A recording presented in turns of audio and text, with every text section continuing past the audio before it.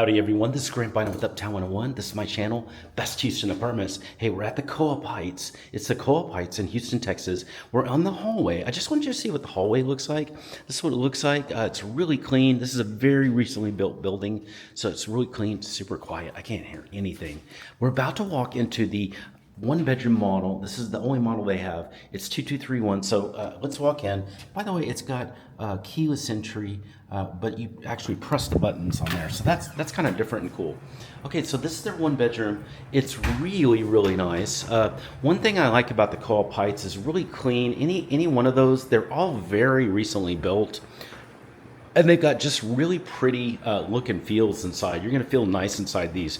This is a beautiful cabinet. It's kind of sandy color. It's really light, creamy quartz countertops. You can see the beautiful kitchen. It's going to have great appliances with an ice maker on that fridge, and then it's going to have a really nice space inside here too.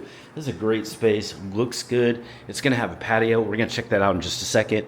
But this is a really nice space, and you've got a lot of space to have people over to. It'd be really easy to have 2, 4, 6, maybe even 8 people over, no problem.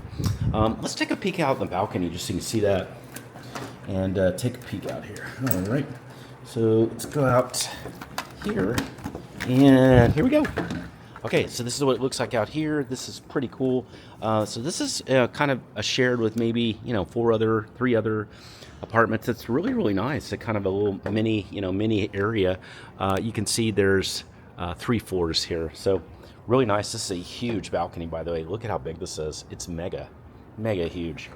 All right, so that's what it looks like. We're gonna do like a part 2 now. Let's take a look at the part 2. If you have any questions anytime, send me a text, but this is what it looks like.